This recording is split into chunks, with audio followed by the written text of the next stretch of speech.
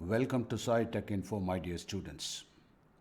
In this tutorial session, I will be explaining about how to prepare model answers for descriptive questions. This session will be useful for students as well as for teachers. Let us consider question number 4 of any test where they have asked this important question in chemistry. Explain homologous series in organic compounds.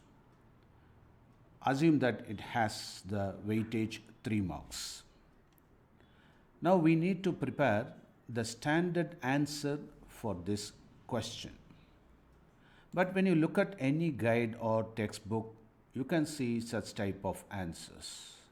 Here they are explaining about the homologous series as a group of or a class of organic compounds having same gender formula and similar chemical properties in which the successive numbers differ by a CH2 group, etc. etc. You can find it is almost a little bit boring to read the text, and not only that, to memorize such type of lengthy sentences will be very difficult for students. See, the problem here is you can understand anything by going through the text, but how to remember things, that is very important. In my opinion, let me write down the standard answer for this question based on this descriptive answer given in any textbook or in any reference books.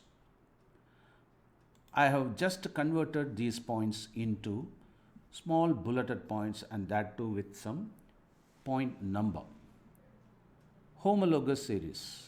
For any descriptive test, you have to necessarily give the subtitle of the question.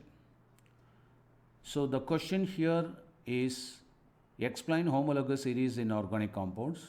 Now you can give a very neat title with all caps and with proper underscoring, homologous series. And these are the 8 points. So here this is available as a lengthy paragraph, and that too with a lot of almost adjectives and adjoints and what do you call these joining words, etc. That will be too much confusing because of crowded text. Let me consider this. I have broken this lengthy sentence into short and small points. For example, here we have the homologous series. The first point is it is the group of organic compound. They have general formula, same general formula, CnH2n plus 2, as in the case of alkane, that is the example. Point number 3, they have similar chemical properties. Point number 4, successive number differ by CH2 group. We can explain this with an example also. CH4 methane, C2H6 ethane, C3H8 propane. Now you can subtract C2H6 minus CH4, that results CH2. C3H8 minus C2H6, that gives CH2. It means that they have the common difference CH2. And they have the constant atomic mass unit. For example, for carbon 12, hydrogen 1 into 2, so 14. So they have the common difference in the molecular weight, and that in terms of AMU, 14 AMU. Proceeding to the 5th point. Under homologous series, the compounds have same elements. When you talk about alcohol, all will have carbon, hydrogen and oxygen. In case of haloalkanes, carbon, hydrogen and halo atom, halo group, for example chlorine, bromine, etc. They contain same functional group, Fg. As in the case of alcohol, methanol, ethanol, CH3OH, C2H5OH, the common functional group is OH. So it means that they have common functional group FG, that is here OH. And there will be regular gradation in physical properties. You must remember here we talked about same or similar chemical properties, but here we don't talk about the same physical property, but it is the regular gradation, either increase or decrease in the physical properties with respect to increase of molar mass. And they have common method of preparation also. So likewise we have these 8 important points.